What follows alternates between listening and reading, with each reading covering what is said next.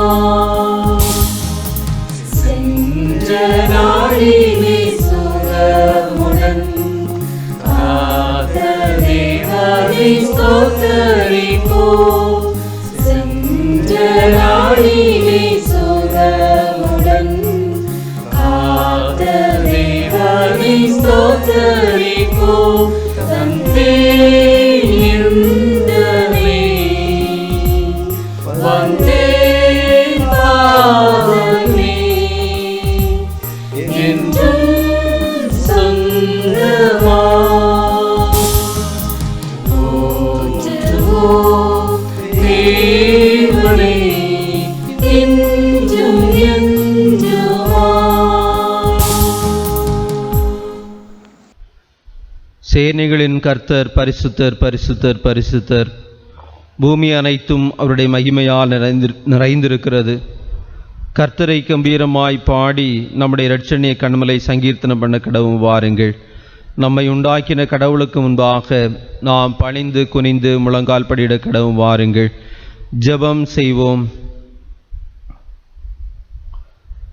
பரிசுத்த ஓய்வு நாளை மனுகுலத்திற்கு ஆண்டவர் இரக்கமாக தந்து சபை குடிவரவும் உம்முடைய நாமத்தை உத்தம மனதோடு பணிந்து கொள்ளவும் ஆண்டவர் எங்களுக்கு வாய்ப்பை தந்தீர்.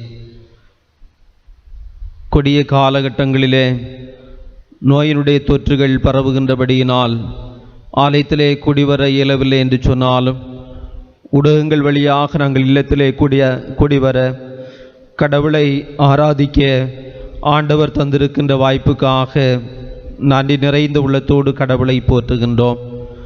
உலக மக்கள் அனைவரையும் உம்முடைய பிள்ளைகளாக ஆண்டவர் வழிநடத்தி வருகின்றீர்.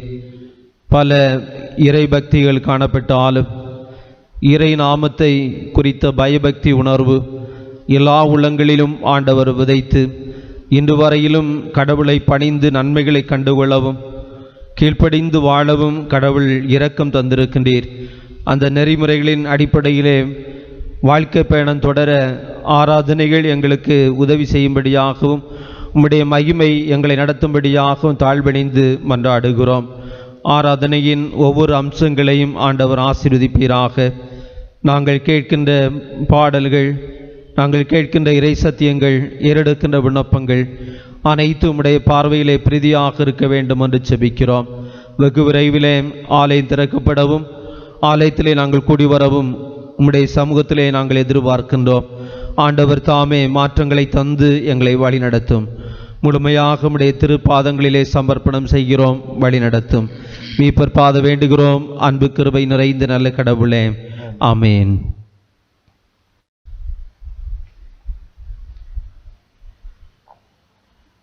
இறைநாம மகிமைக்காக நாம் யாவரும் இணைந்து பாமாலையிலே 228வது ஞானப்பாடலை பாடுவோம்.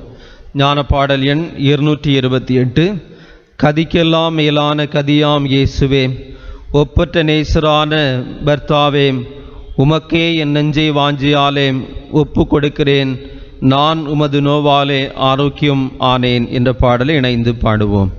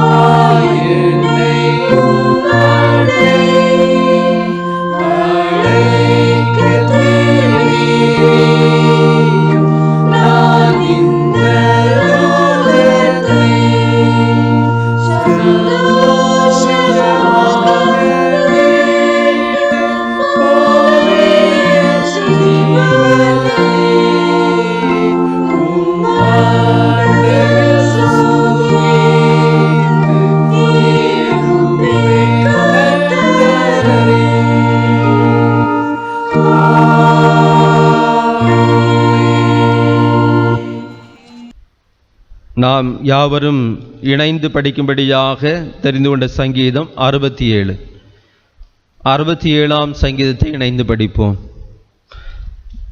தேவனே, பூமியில் உம்முடைய வழியும் எல்லா ஜாதிகளுக்குள்ளும் உம்முடைய இரட்சணியம் விளங்கும்படியாய் தேவரீர் எங்களுக்கு இறங்கி எங்களை ஆசீர்வதித்து உம்முடைய முகத்தை எங்கள் மேல் பிரகாசிக்க பண்ணும்.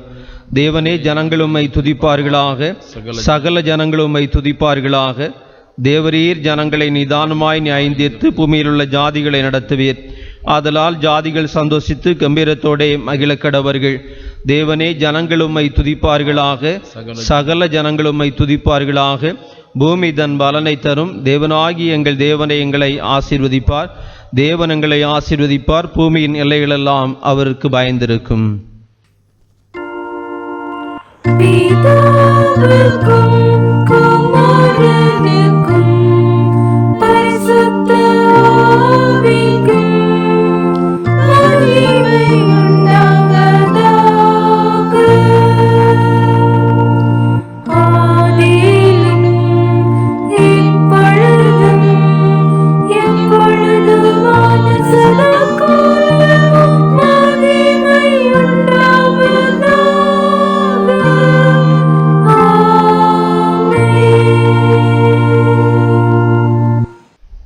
வருத்தப்பட்டு பார சுமக்கிறவர்களே, நீங்கள் எல்லாரும் என்னிடத்தில் வாருங்கள், நான் உங்களுக்கு இளைப்பாறுதல் தருவேன். தேவனுக்கு ஏற்கும் பலிகள் நொறுங்குண்ட ஆவிதான். தேவனே, நொறுங்குண்டதும் நறுங்குண்டதுமான இதயத்தினீர் புறக்கணியீர். நாம் யாவரும் முழங்கால் படியிட்டு நம்முடைய பாவ குற்றங்களை மனத்தாழ்மையோடு அறிக்கை செய்வோம், ஜெபம் செய்வோம்.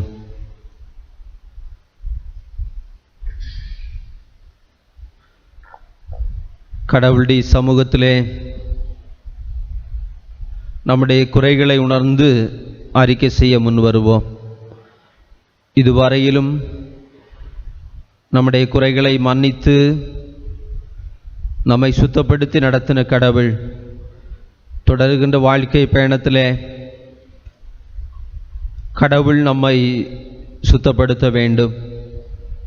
பேதுருவே, நான் உன்னை கழுவவில்லை என்று சொன்னால் என்னிடத்திலே உனக்கு பங்கும் பாகும் இல்லை என்று சொன்ன பொழுது என்னை முழுமையாக கழுவுமையா என்று ஒப்பு கொடுத்ததைப் போல என்னை முழுமையாக சுத்திகரித்து என்னுடைய பாவமர கழுவி என்னை சுத்தமாக நடத்தும் என்று கடவுளை நோக்கி கூப்பிடுவோம்.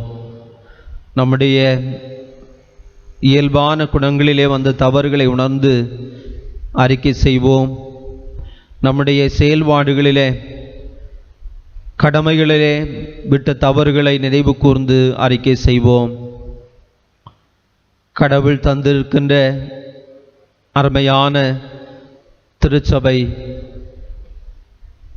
இவைகளிலே ஏற்படுகின்ற வீழ்ச்சிக்காக, நம்முடைய உறவிலே வந்த விரிசல்களுக்காக கடவுளை சமூகத்திலே மன்னிப்பு கேட்போம்.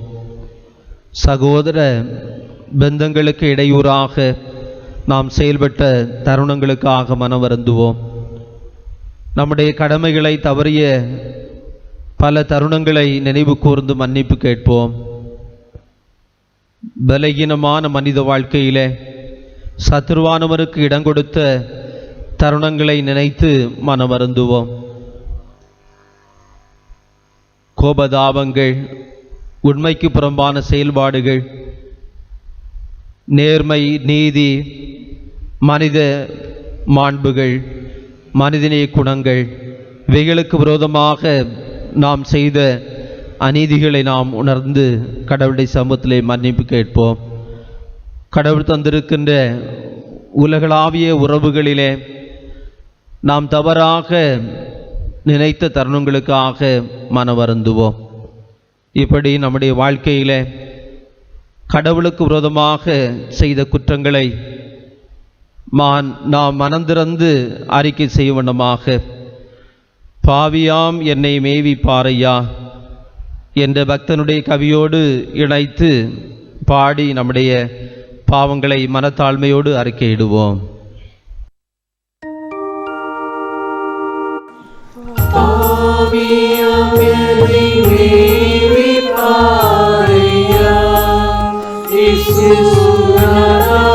சுவாமி பட்சமாக என் பாவம் தீரையா. இயேசுநாதா சுவாமி பட்சமாக என் பாவம் தீரையா. தேவத்ரோகி பாவினானந்தோ இயேசுநாதா சுவாமி சீர்பதம் துணையன்றி வேறுண்டோ. இயேசுநாதா சுவாமி சீர்பதம் துணையன்றி வேறுண்டோ. தீவினை ஒரு சாவுமே விட்டே இயேசுநாதா சுவாமி சித்தம் வைத்து ரட்சித்தாளேலையே. இயேசுநாதா சுவாமி சித்தம் வைத்து ரட்சித்தாளேலையே.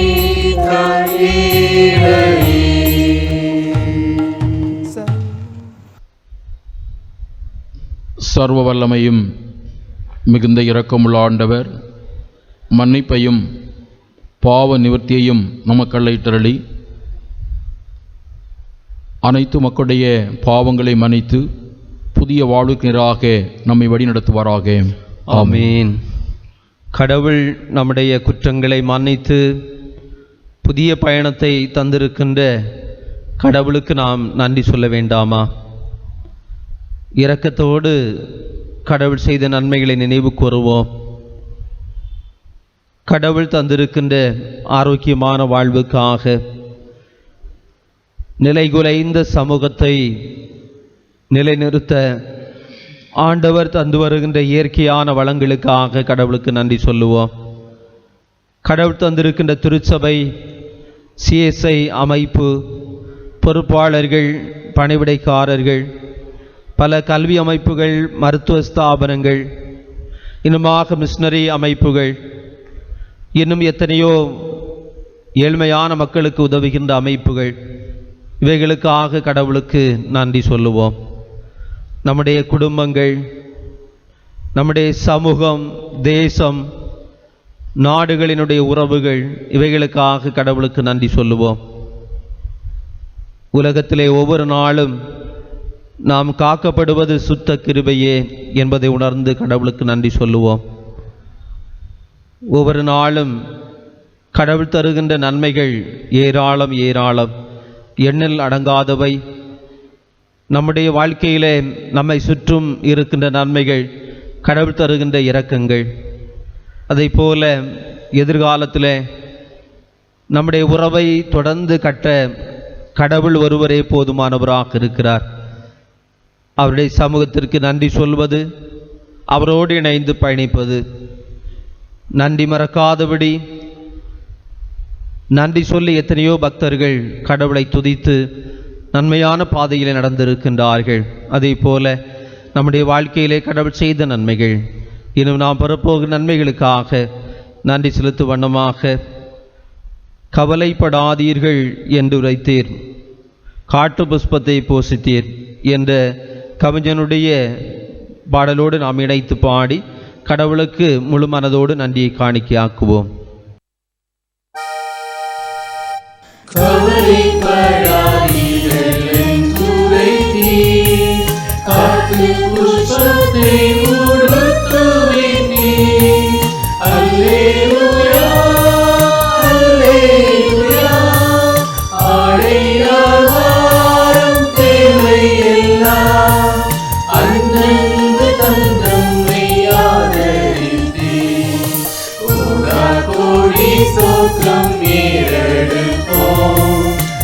ராஜாதிராஜன் தேவாதிதேவன் இயேசு கிறிஸ்துவுக்கே மகிமை. கடவுளுக்கு நன்றியை எடுத்து நாம் கடவுள் கற்றுத்தந்த ஜெபத்தை இணைந்து எடுப்போம். பரமண்டலங்களில் இருக்கிற எங்கள் பிதாவே, உம்முடைய நாமம் பரிசுத்தப்படுவதாக, உம்முடைய ராஜ்யம் வருவதாக, உம்முடைய சித்தம் பரமண்டலத்திலே செய்யப்படுவது போல பூமியிலே செய்யப்படுவதாக. எங்களுக்கு வேண்டிய ஆகாரத்தை எங்களுக்கு தாரும். எங்கள் கடனாளிகளுக்கு நாங்கள் மன்னிக்கிறது போல எங்கள் கடன்களை எங்களுக்கு மன்னியும். எங்களை சோதனைகளுக்குள் பிரவேசிக்க பண்ணாமல் தீமையின்றி எங்களை ரட்சித்துக் கொள்ளும். ராஜ்யமும் வல்லமையும் மகிமையும் என்றென்றைக்கும் உடையவைகளே. ஆமேன். படிக்கும்படியாக தெரிந்து கொள்ளப்பட்ட திருமறை பகுதி அப்போஸ்தலர் நடபடிகள் 10ஆம் அதிகாரம் 9ஆம் வசனம் முதல் 16ஆம் வசனம் முடிய படிக்க கேளுங்கள். அப்போஸ்தலர் 10 9ஆம் வசனம் முதல் 16ஆம் வசனம் முடிய.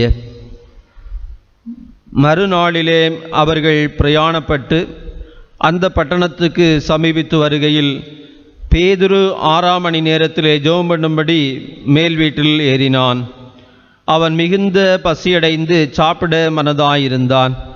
அதற்கு அவர்கள் ஆயத்தம் பண்ணுகையில் அவன் ஞான திருஷ்டியடைந்து வானம் திறந்திருக்கிறதாகவும் 4 முனைகளும் கட்டப்பட்ட பெரிய துப்பட்டியைப் போல ஒரு விதமான கூடு தன்னிடத்தில் இறங்கி தரையில் விடப்பட்டிருக்கிறதாகவும் அதிலே பூமியில் உள்ள சகல விதமான 4 கால் ஜீவன்களும் காட்டு மிருகங்களும் ஊரும் பிராணிகளும் ஆகாய்த்து பறவைகளும் இருக்கிறதாகவும் கண்டான். அல்லாமலும் பேதுருவே, எழுந்திரு, அடித்து புசி என்று அவனுக்கு சொல்லும் ஒரு சத்தம் உண்டாயிற்று. அதற்கு பேதுரு, அப்படி அல்ல ஆண்டவரே, தீட்டும் அசுத்தமாயிருக்கிற யாதொன்றை நான் ஒரு காலம் புசித்ததில்லை என்றான். அப்பொழுது தேவன், சுத்தமாக்கினவைகளை நீ தீட்டாக எண்ணாதே என்று 2ஆம் தரம் அந்த சத்தம் அவனுக்கு உண்டாயிற்று. 3ஆம் தரமும் அப்படியே உண்டாயிற்று. பின்பு அந்த கூடு திரும்ப வானத்துக்கு எடுத்து கொள்ளப்பட்டது என்றார் என்பவைகளே.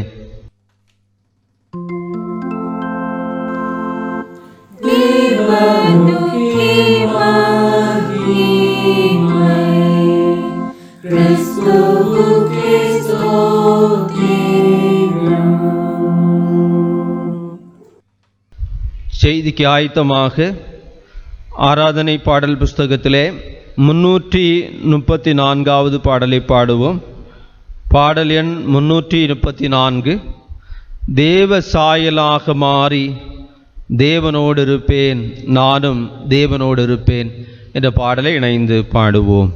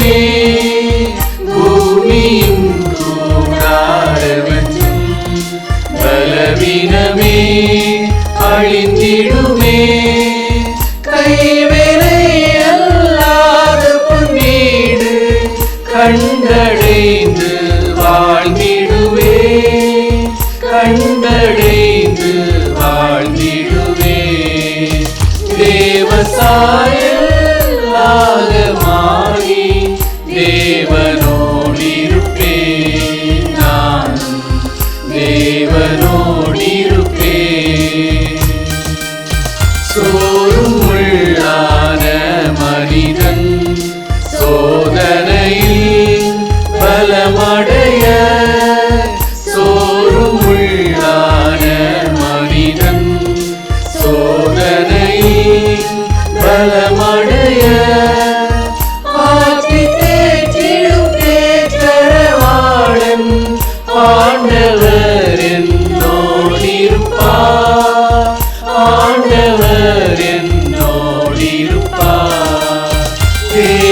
சாயலாக மாறி தேவனோடிருப்பேன். நான் தேவனோடிருப்பேன். ஆவியின் நற்சாரமினாய் ஆயத்தமாய் சேர்ந்திடவே. ஆவியின் நற்சாரமினாய் ஆயத்தமாய் சேர்ந்திடவே. ஜீவனே எனது கிறிஸ்தேசு, சாவு எந்தன் ஆதாயமே, சாவு எந்தன் ஆதாயமே. தேவசாயலாக மாறி தேவனோடிருப்பேன். நானும் தேவனோடிருப்பேன். காத்திருந்து ஜெபிப்பதினா கழுகு போல பறந்தெழும்பி. காத்திருந்து ஜெபிப்பதினா கழுகு போல பறந்தெழும்பி. ஜீவயாத்திரை ஓடி முடித்து ஜீவ கிரீடம் பெற்றிடுவே. ஜீவ கிரீடம் பெற்றிடுவே. தேவசாயலாக மாறி தேவனோடிருப்பேன். நானும் தேவனோடிருப்பேன். மூன்றில் ஒன்றாய் ஜொலிப்பவரை முகமுகமாய் தரிசித்திட. மூன்றில் ஒன்றாய் ஜொலிப்பவரை முகமுகமாய் தரிசித்திட. வாஞ்சையாய் தவிக்கும் எனதுள்ளம் வாரும் என்று கூப்பிடுதே. வாரும் என்று கூப்பிடுதே. தேவசாயலாக மாறி தேவனோடிருப்பேன். நானும் தேவனோடிருப்பேன். உன்னத சீயோன் மலைமேல் என் அருமை இயேசுவுடன். உன்னத சீயோன் மலைமேல் என் அருமை இயேசுவுடன். ஜபபலியினிலே மகிழ்ந்தேனா ஜீவிப்பேனே நீடுழியாய். ஜீவிப்பேனே நீடுழியாய். தேவசாயலாக மாறி தேவனோடிருப்பேன். நானும் தேவனோடிருப்பேன்.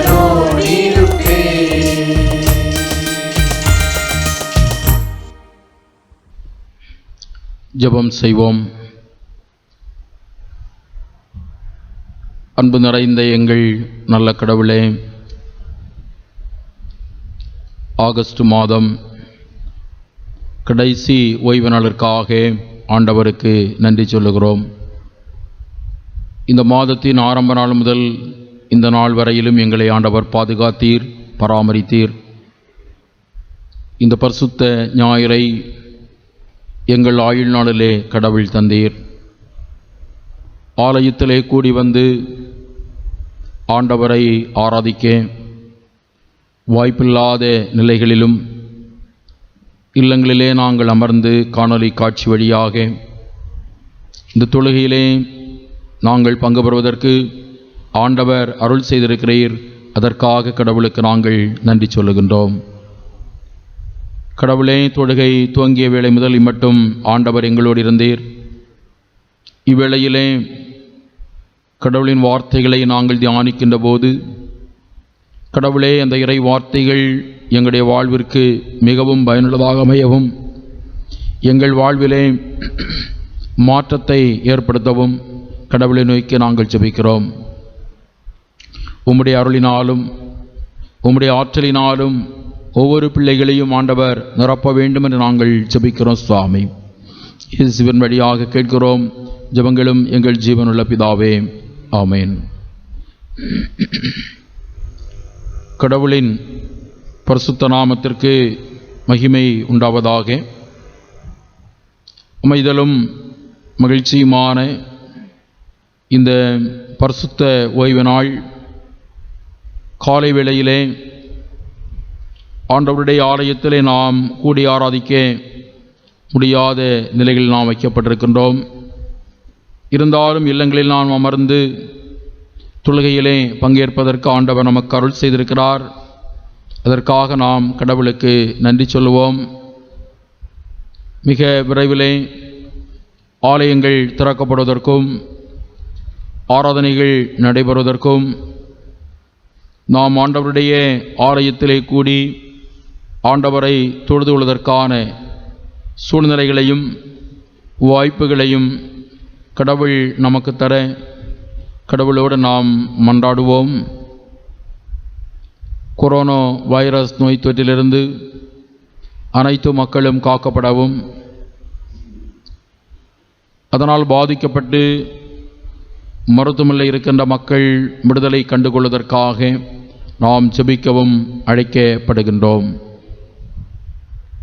கடவுளுடைய அருளும் ஆசியும் உங்கள் அனைவரோடும் இன்றும் என்றும் நின்று தங்குவதாக. இந்த காலை வேளையிலே சிந்தனைக்காக தெரிந்து கொண்ட திருமறை பொருள், பல் நம்பிக்கை சமூகத்திலே கிறிஸ்தவ இருப்பு நிலை. பல் நம்பிக்கை சமூகத்திலே கிறிஸ்தவ இருப்பு நிலை. அதற்கு ஆதாரமாக தெரிந்து கொண்ட திருமறை பகுதி, திருமறை பாடமாக நாம் படித்து கேட்ட அப்போஸ்தலர் நடபடிகள் புத்தகம் 10ஆம் அதிகாரம் 15வது வசனம். அப்பொழுது தேவன் சுத்தமாக்கினவைகளை நீ தீட்டாக எண்ணாதே என்று 2ஆம் தரமும் சத்தம் அவனுக்கு உண்டாயிற்று. கடவுள் பேதுருவிடம் சொல்லுகின்ற வார்த்தைகள்தான் இந்த வார்த்தைகள். யோப்பா பட்டணத்திலே பவுல் பயணம் செய்து கொண்டிருக்கின்றார். ஒரு நாள் மாலை வேளையிலே மேல் வீட்டறையிலே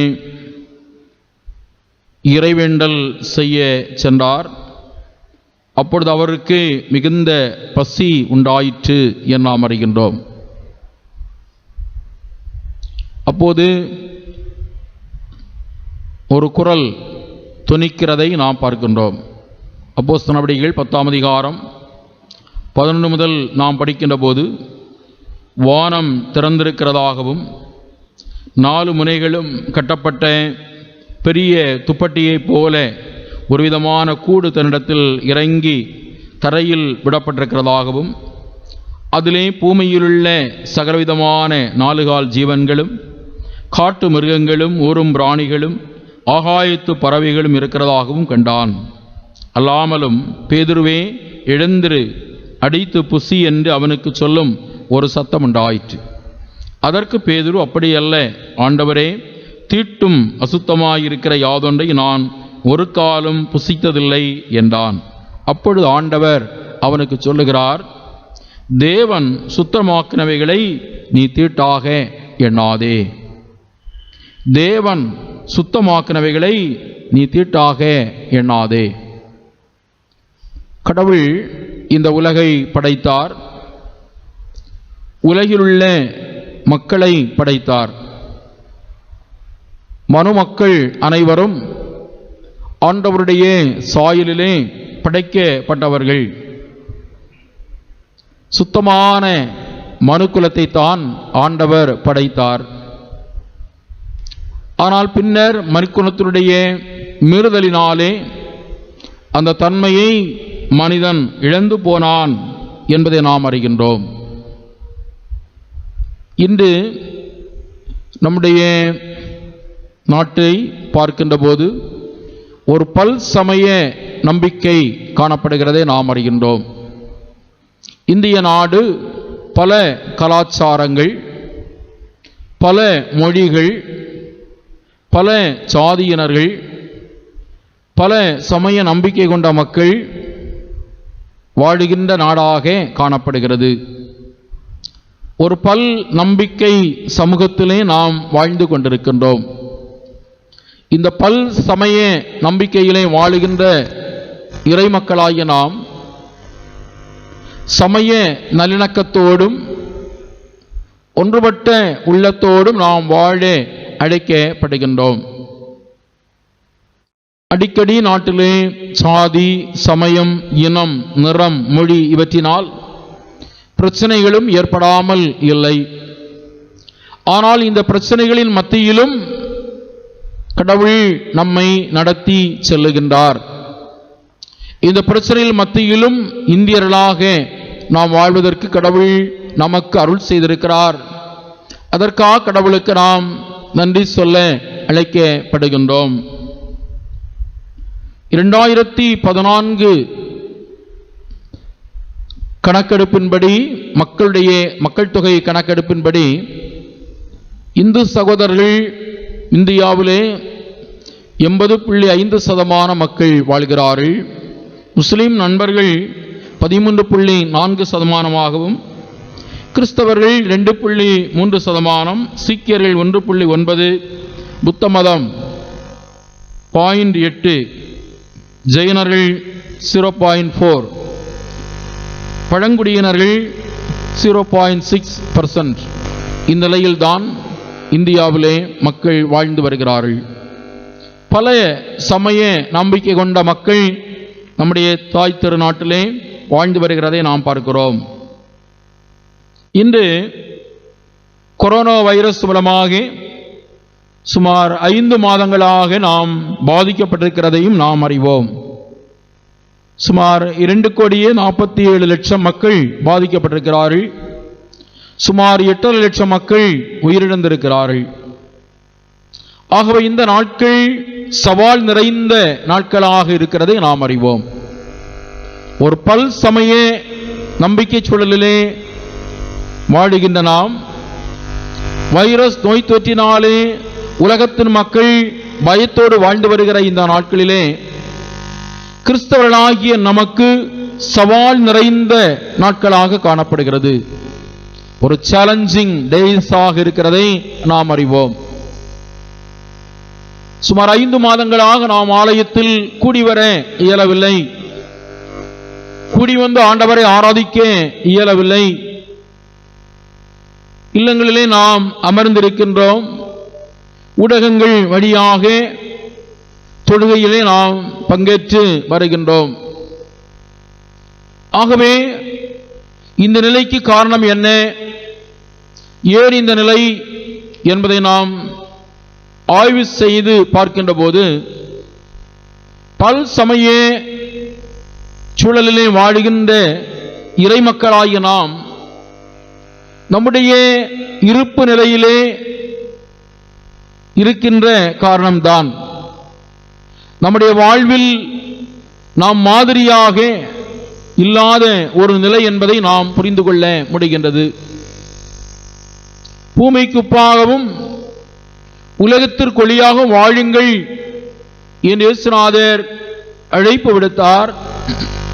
உப்பாக ஒளியாக வாழ வேண்டிய நாம் அப்படி வாழாதபடி தான் தோன்றித்தனமாக ஆணவத்தோடும் இருமாப்போடும் செருக்கோடும் அன்பற்ற நிலைகளிலே பகைமை உணர்வோடும் நாம் வாழ்ந்து வருகின்றோம்.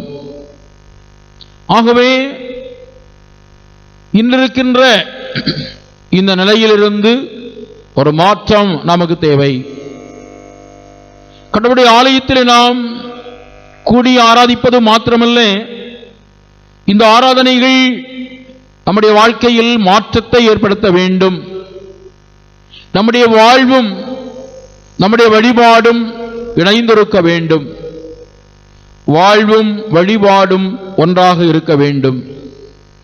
மாறாக அர்த்தமற்ற தொழுகைகளை நாம் நடத்தி சின்னாபின்னமாக வாழ்ந்து கொண்டிருக்கிறோமே என்றால் நிச்சயமாக நம்முடைய வாழ்க்கையிலே ஒரு அழிவின் பாதைக்கு நேராக நாம் சென்று கொண்டிருக்கிறோம் என்பதில் ஐயமில்லை. தீர்க்கதரிசியா பண்டிகைகள், சடங்காதாரமான தொழில்களை எல்லாம் வன்மையாக கண்டிக்கிறதை நாம் பார்க்க முடிகின்றது. அன்பிற்குரியவர்களே, இந்த பல்சமய சூழலிலே, இந்த வைரஸ் நோய் தொற்றினால் உலகத்தின் மக்கள் கலங்கிக் கொண்டிருக்கிற நாட்களிலே, ஒரு சவால் நிறைந்த நாட்களிலே வைக்கப்பட்டிருக்கிற நாம் எப்படி இருக்க வேண்டும், எப்படி நாம் வாழ வேண்டும் என்பதை நாம் சிந்திக்க அழைக்கப்படுகின்றோம். முதலாவதாக, ஒரு பரிசுத்த சமூகமாக நாம் வாழ வேண்டும். பரிசுத்த சமூகமாக நாம் வாழ வேண்டும். 1 பேதுரு 2ஆம் அதிகாரம் 9ஆம் வசனத்தை நாம் படிக்கின்ற போது, 1 பேதுரு 2:9 நீங்களோ உங்களை அந்தகாரத்தினின்று தம்முடைய ஆச்சரியமான ஒளியினத்து வரவழைத்தவருடைய புண்ணியங்களை அறிவிக்கும்படிக்கு தெரிந்து கொள்ளப்பட்ட சந்ததியாயும் ராஜரியமான ஆசாரிய கூட்டமாயும் பரிசுத்த ஜாதியாயும் அவருக்கு சொந்த ஜனமாயும் இருக்கிறீர்கள். பரிசுத்த ஜாதி, தெரிந்து கொள்ளப்பட்ட சந்ததி, ராஜரியமான ஆசாரிய கூட்டம், அவருடைய சொந்த ஜனம் என்று அப்போஸ்தலனாகிய பேதுரு சொல்லுகின்றார். பரிசுத்த சமூகமாக நாம் அழைக்கப்பட்டிருக்கின்றோம். நாம் அதற்காக தெரிந்து கொள்ளப்பட்டவர்கள், அதற்காக அழைக்கப்பட்டவர்கள். ராஜரியமான ஆசாரிய கூட்டமாயும் நாம் காணப்படுகின்றோம். எதற்கு கடவுள் பரிசுத்த சமூகமாக நம்மை அழைத்திருக்கிறார்? நம்மை அந்தகாரத்தினின்று ஆச்சரியமான ஒளியினிடத்திற்கு வரவழைத்தவருடைய புண்ணியங்களை அறிவிக்கும்படிக்கு. இருளிலே நாம் வாழ்ந்து வந்தோம், அந்தகாரத்திலே நாம் வாழ்ந்து வந்தோம், மரண இருளிலே நாம் சிக்கி தவித்தோம். ஆனால் ஆண்டவர் அந்தகாரத்தினின்று ஒளிக்கு நேராக நம்மை நடத்தி வந்திருக்கிறார். அந்த அனுபவத்தை வாழ்க்கையில் பெற்றுக்கொண்ட நாம் பிறருக்கு அறிவிக்கும்படியாக, சொல்லும்படியாக, வாழ்ந்து காட்டும்படியாக கடவுள் நம்மை தெரிந்து கொண்டிருக்கிறார். ஒரு பரிசுத்த சமூகமாக கடவுள் நம்மை அழைத்திருக்கிறார். பரிசுத்த சமூகமாக இந்த உலகிலே நாம் வாழ வைக்கப்பட்டிருக்கின்றோம். ஆனால் இன்று நாம் காண்கின்ற நிலைகள் என்ன? திருச்சபைக்குள்ளே பரிசுத்தத்திற்கு மாறான செயல்பாடுகள் இருக்கிறதை நாம் பார்க்க முடிகின்றது. சாதிகள் இருக்கின்றன, கட்சிகள் இருக்கின்றன, போட்டிகள் இருக்கின்றன, விட்டுக் கொடுக்காத நிலைகள் இருக்கின்றன, மேன்மையான செயல்பாடுகள் இருக்கிறது. தான் பெரியவன் என்ற எண்ணங்கள் திருச்சபையிலே காணப்படுகிறதை நாம் பார்க்க முடிகின்றது. மாதிரியாக வாழ அழைக்கப்பட்ட நாம் அப்படி வாழாதபடி நாம் காணப்படுகிறோம். பரிசுத்த சமூகமாக வாழ அழைக்கப்பட்ட நாம் பரிசுத்தமாக நாம் வாழாதபடி அசுத்தமானவைகளை நாம் ஒட்டி இணைந்து வாழ்ந்து வருகின்றோம். அன்புக்குரியவர்களே, ஆண்டவருடைய புண்ணியங்களை அறிவிக்கும்படிக்கு பரிசுத்த ஜாதியாக, பரிசுத்த சமூகமாக அழைக்கப்பட்ட நாம் பரிசுத்தமாக நாம் வாழ்வதோடு பரிசுத்தமாக நாம் செயல்படவும் அழைக்கப்படுகின்றோம். கடவுள் பரிசுத்தர், நம்மை அழைத்தவர் பரிசுத்தர், நம்மை வழிநடத்தி செல்லுகிறவர் பரிசுத்தர், நம்மை பாதுகாக்கிறவர் பரிசுத்தர், பரிசுத்தமான கடவுளை வழிபடுகின்ற நாம் பரிசுத்தமாக வாழவும் அழைக்கப்படுகின்றோம். இந்த வைரஸ் நோய் தொற்று 5 மாதங்களாக நீடித்துக் கொண்டிருக்கிறதை நாம் அறிவோம். இந்நிலையிலிருந்து நாம் மீட்கப்பட கிறிஸ்தவர்களாகிய நாம் பரிசுத்தமாக வாழ, பரிசுத்த சமூகமாக நாம் வாழ அழைக்கப்படுகின்றோம். இரண்டாவதாக பொதுமை சமூகம். பொதுமை சமூகம். அப்போஸ்தலர் நடவடிக்கைகள் 4ஆம் அதிகாரம் 32ஆம் வசனத்தை நாம் படிக்கும்போது, அப்போஸ்தலர் நடவடிக்கைகள் 4ஆம் அதிகாரம் 32ஆம் வசனத்திலே, விசுவாசிகளாகிய திரளான கூட்டத்தார் ஒரே இருதயமும் ஒரே மனமும் உள்ளவர்களாய் இருந்தார்கள். ஒருவனாயிலும் தனக்குள்ளவைகளில் ஒன்றையும் தன்னுடையதென்று சொல்லவில்லை, சகலமும் அவர்களுக்கு பொதுவாய் இருந்தது.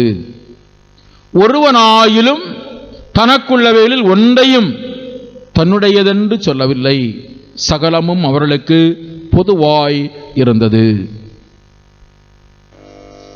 ஆதி திருச்சபையிலே நாம் காண்கின்ற செயல்பாடுகளைத்தான் நாம் இங்கு பார்க்கின்றோம். ஒரே திருச்சபை, அனைத்தும் பொதுவாயிருந்தன. யாருமே என் சொத்து, என் வீடு, என் பணம் என்று சொல்லவில்லை. மாறாக அனைத்தையும் பொதுவாய் வைத்து அனுபவித்தார்கள். இதை நாம் அப்போஸ்தலர் நடவடிக்கைகள் 2ஆம் அதிகாரம் 44ஆம் வசனத்தில் நாம் படிக்கிறோம். விசுவாசிகள் எல்லாரும் ஒருமித்திருந்து சகலத்தையும் பொதுவாய் வைத்து அனுபவித்தார்கள். பொதுவாய் வைத்து அனுபவித்தார்கள். காணியாட்சிகளையும் ஆஸ்திகளையும் விற்று ஒவ்வொருவரும் தேவையானதற்கு தக்கதாக அவள் எல்லாருக்கும் பகிர்ந்து கொடுத்தார்கள். பொதுவாய் வைத்து அனுபவித்தார்கள். ஒரு பொதுமை சமூகமாக வாழ நாம் அழைக்கப்பட்டிருக்கின்றோம்.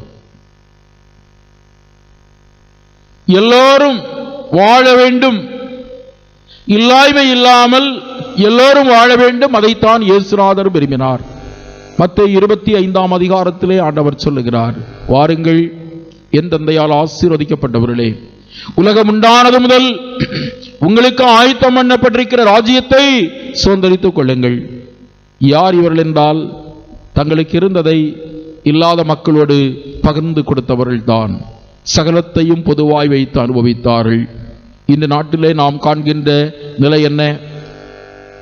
மேடுகள் பள்ளங்கள் எல்லாம் நிலப்பரப்பில் இருப்பதைப் போல மக்களுடைய செல்வங்களிலும் சொத்துக்களிலும் ஆஸ்திகளிலும் பதவிகளிலும் பட்டங்களிலும் இருக்கத்தான் செய்கின்றது.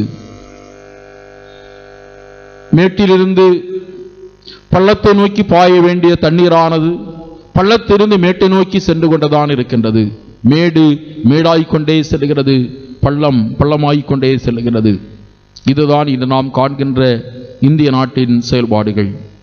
செல்வந்தர்கள், ஆஸ்தி படைத்தவர்கள், அதிகாரம் படைத்தவர்கள் எல்லாம் மீண்டும் மீண்டும் அதிகாரங்களை பெற்றுக்கொள்கிறார்கள், ஆஸ்திகளை பெற்றுக்கொள்கிறார்கள், பணம் சேர்க்கிறார்கள், வீட்டோடு வீட்டை சேர்த்துக் கொள்கிறார்கள், ஆஸ்தியோடு ஆஸ்திகளை எல்லாம் சேர்த்துக் கொள்கிறார்கள்.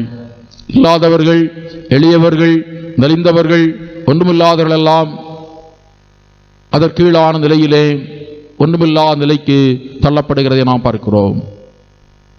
இந்திய நாட்டிலே தற்போது இருக்கிற இந்த நிலையிலே கிறிஸ்தவர்களாகிய நாம் ஒரு புதுமை சமூகம் உருவாக நாம் பாடுபட வேண்டும். ஆதி திருச்சபையிலே நாம் காண்கின்ற நிலைப்பாடு, அனைத்தையும் பொதுவாய் வைத்து அனுபவித்தார்கள். இந்த நிலைப்பாடு, இத்தகைய ஒரு சமூகம் உருவாக வேண்டும். இல்லாய்மை இல்லாமல் எல்லோரும் வாழுகின்ற ஒரு நிலை உருவாக வேண்டும். அந்த சமூகம் மலர்வதற்கு நாம் முயற்சிகள் மேற்கொள்ள வேண்டும். பல் சமய நம்பிக்கை சூழலிலே ஒரு புதுமை சமூகம் உருவாக நாம் முயற்சிகள் மேற்கொள்வோம். அதற்கு நாம் உழைக்க அழைக்கப்படுகிறோம்.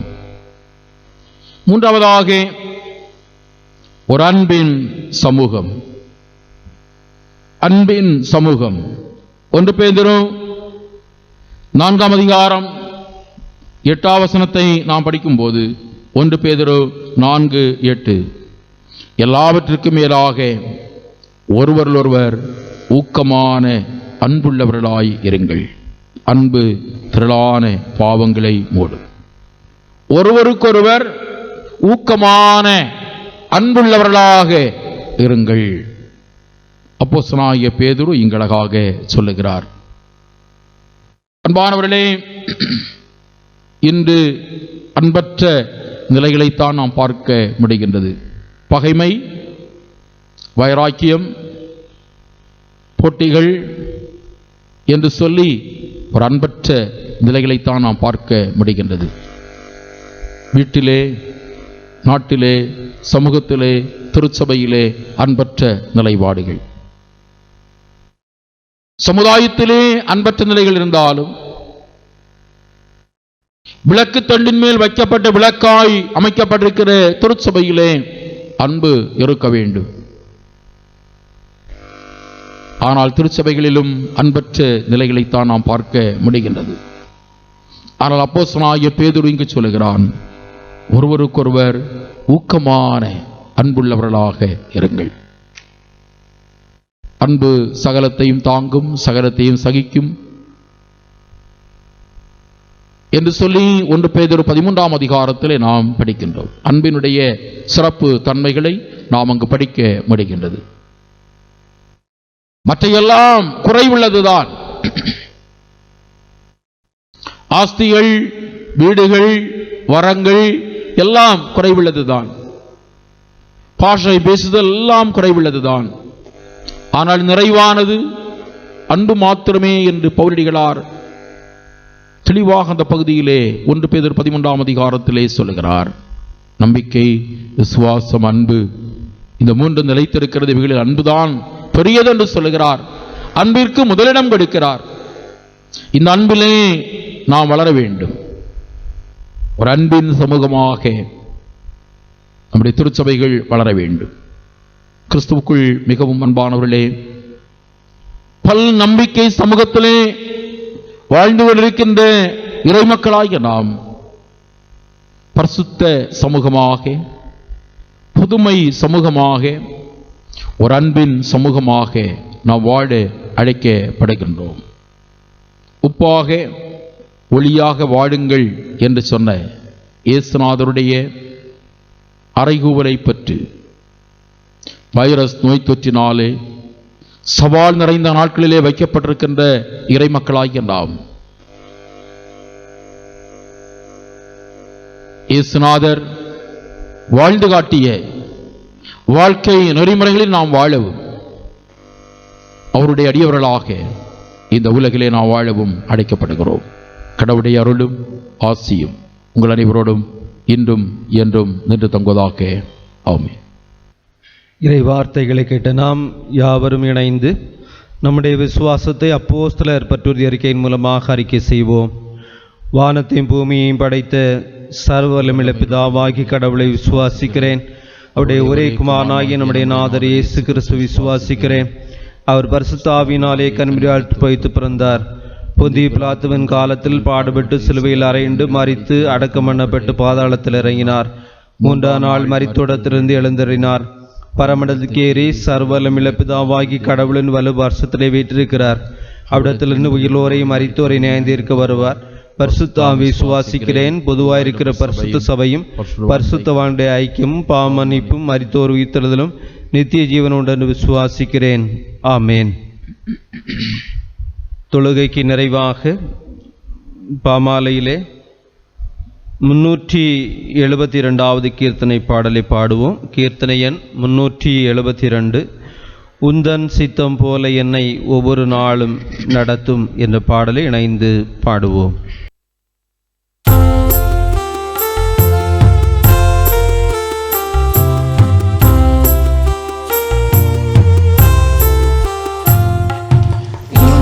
சித்தம் போல என்னை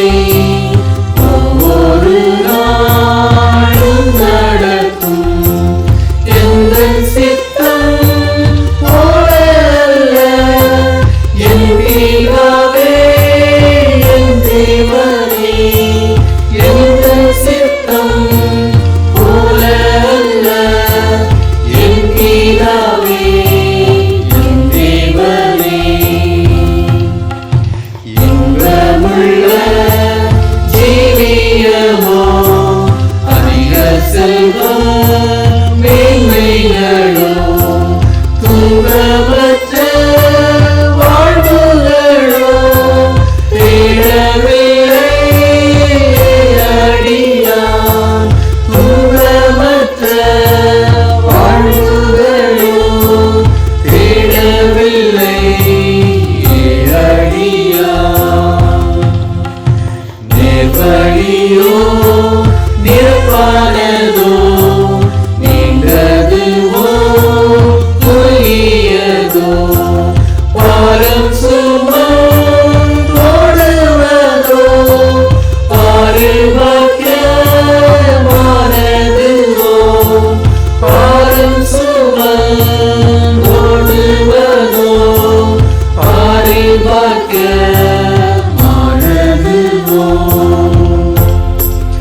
அந்த நாளே மோகயமோ அப்பனை பிரகாசமோ எந்த நிலை நீரடிப்பீர் எல்லாம் ஆசீர்வாதம்.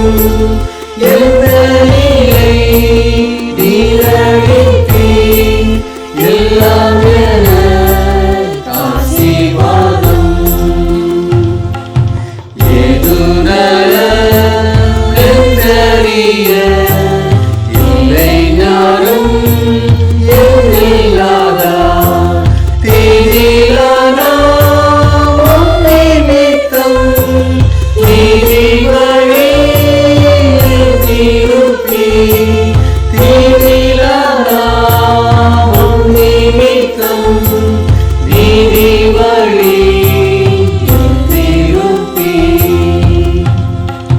அக்னிமேக ஸ்தம்பங்களால் அடியேனை என்றும் நடத்தி அனுதினம் கூட இருந்து அப்பனே ஆசீர்வதித்தீர். அனுதினம் கூட இருந்து அப்பனே ஆசீர்வதித்தீர். உந்தன் சித்தம் போல என்றே ஒவ்வொரு நாளும் நடக்கும். ஜெபம் செய்வோம். அருள் நிறைந்த கடவுளே, பல் சமய நம்பிக்கையில் பல் சமயச் சூழலிலே வாழுகின்ற இறை மக்களாகிய நாம் பரிசுத்த சமூகமாய், பொதுமை சமூகமாய், அன்பின் சமூகமாய் வாழ்வதற்கு ஆண்டவர் அருள் புரிய வேண்டும் என்று நாங்கள் ஜெபிக்கிறோம். உப்பாக ஒளியாக வாழுங்கள் என்று சொன்ன இயேசுநாதருடைய அடிச்சுவட்டை நாங்கள் பின்பற்றி வாழ்வதற்கு கடவுள் அருள் புரிய வேண்டும் என்று வேண்டுகிறோம். எங்கள் திருச்சபையின் அனைத்து மக்களையும் அனைத்து குடும்பங்களையும் ஆசீர்வதியும். சொந்த இடங்களிலே வாழுகிறவர்கள், இந்தியாவின் பல்வேறு பகுதிகளிலே வாழுகிறவர்கள், வெளி நாடுகளிலே வாழுகிற யாவரோடும் ஆண்டவருடைய கிருபை நிறைவாய் தங்கட்டும். இருக்கிற இடங்களிலே ஒவ்வொரு பிள்ளைகளையும் பத்திரமாக நீர் பாதுகாக்க வேண்டுமென்று நாங்கள் ஜெபிக்கிறோம். பல் சமய சூழலிலே அனைத்து மக்களும் ஆண்டவருக்கு சாட்சியாக வாழ்வதற்கு ஆண்டவர் அருள் புரிய வேண்டும் என்று வேண்டுகிறோம். தேவதூதர்களால் உம்முடைய பிள்ளைகளை கடவுள் காவல் புரிய வேண்டும் என்று மன்றாடுகிறோம். இந்த வைரஸ் நோய் தொற்றினாலே உலகத்தின் மக்கள் பயத்தோடு வாழுகிற இந்த நாட்களிலே எங்கள் திருச்சபையின் பிள்ளைகள் பயமின்றி வாழ இறை நம்பிக்கையோடும் இறை விசுவாசத்தோடும் இறை பலனோடும் வாழ்வதற்கு ஆண்டவரே நீர் அருள் புரிய வேண்டும் என்று மன்றாடுகிறோம். ஆண்டவரே, எங்கள் திருச்சபையினுடைய அருமையான அந்த குடும்பத்தினுடைய தலைவரை இழந்து வேதனையோடு இருக்கிற அந்த குடும்பத்தின் மக்களுக்காக ஜெபிக்கிறோம். கடவுள் ஆறுதலையும் சமாதானத்தையும் தர வேண்டும் என்று நாங்கள் மன்றாடுகின்றோம். அவனமாக ஆண்டவரே, கன்னியாகுமரி நாடாளுமன்ற தொகுதி ஆண்டவரே எம்பி இந்த உலகத்தின் வாழ்வை நிறைவு செய்திருக்க நாங்கள் அறிகின்றோம். அதனால் பாதிக்கப்பட்டிருக்கின்ற வேதனையோடு கண்ணீரோடு இருக்கின்ற அவருடைய குடும்பத்தின் அங்கத்தினர்கள், தொகுதி மக்கள் அனைவருக்கும் ஆண்டவர் ஆறுதலையும் சமாதானத்தையும் தர வேண்டும் என்று நாங்கள் செபிக்கின்றோம். உலகிலே வைரஸ் நோய் தொற்றினாலே பாதிக்கப்பட்ட அனைத்து மக்களுக்கும் ஆண்டவர் விடுதலையை தாரும். தனிமைப்படுத்தப்பட்ட மக்களாய் ஆண்டவரே, மருத்துவமனையில் இருக்கின்ற மக்கள், சிகிச்சை பெற்று வருகிற மக்கள் அனைவரும் விடுதலை அடைய சுகமடைய மன்றாடுகிறோம் சுவாமி. கடவுளே, இந்த வைரஸ் நோய் தொற்றிலிருந்து ஒரு முழுமையான விடுதலையினை ஆண்டவர் தர வேண்டும் என்று செபிக்கிறோம். அனைத்து மக்களும் தங்களுடைய இயல்பான வாழ்விற்கு திரும்பத்தக்கதாக அருள் தாரும். கர்த்தர் சித்தமானால் வருகிற மாதங்களிலிருந்து ஆலயத்தில் நாங்கள் கூடி வருவதற்கான சூழ்நிலைகள், வாய்ப்புகள் எல்லாவற்றையும் கடவுள் தர வேண்டும் என்று செபிக்கிறோம். இந்த இக்கட்டான நாட்களிலே ஆலயத்திலே கூடி வந்து கடவுளை நோக்கி மன்றாடுவதற்கான சூழ்நிலைகளை ஆண்டவர் தாரும். கல்வி நிலையங்கள் திறக்கப்படுவதற்கும், திருமண மண்டபங்கள் திறக்கப்படுவதற்கும், அனைத்து மக்களும் தங்களுடைய இயல்பான வாழ்விற்கு திரும்பத்தக்கதாக மன்றாடுகிறோம். இந்த வைரஸ் நோய் தொற்றிலிருந்து ஒரு முழுமையான விடுதலையினை ஆண்டவரே நீர் தர வேண்டும் என்று ஜெபிக்கிறோம். இந்த நாள் இந்த தொழுகையிலே பங்கு பெற்ற அனைத்து தம்முடைய பிள்ளைகளையும் ஆண்டவரே நீர் ஆசீர்வதியும். ஒவ்வொரு பிள்ளைகளோடும் ஆண்டவருடைய கிருபை நிறைவாய் தங்கியிருக்க வேண்டும் என்று மன்றாடுகிறோம். துதி கனமிமை எல்லாவற்றையும் இறைவனுக்கே நாங்கள் அர்ப்பணம் செய்கிறோம். இறைமகன் இயேசுவின் வழியாக கேட்கிறோம். ஜெபங்களும் எங்கள் ஜீவனுள்ள பிதாவே, ஆமென்.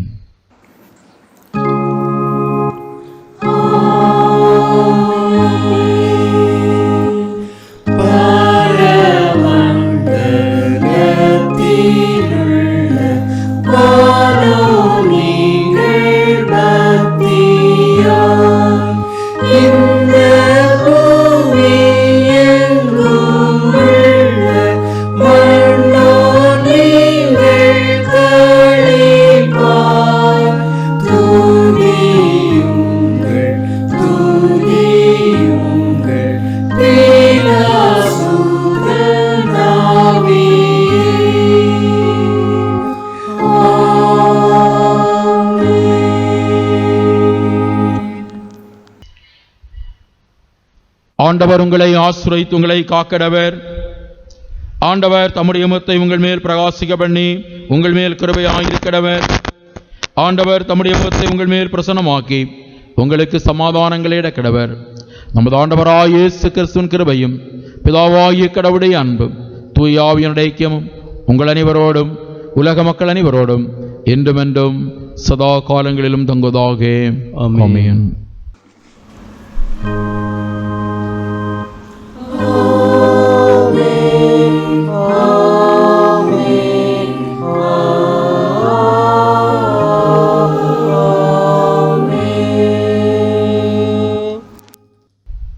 ஆண்டவர் உங்களோடு இருப்பாராக, ஆவியோடு இருப்பாராக. சமாதானத்துடன் வாழுங்கள். கர்த்தருடைய நாமத்தினாலே ஆமென்.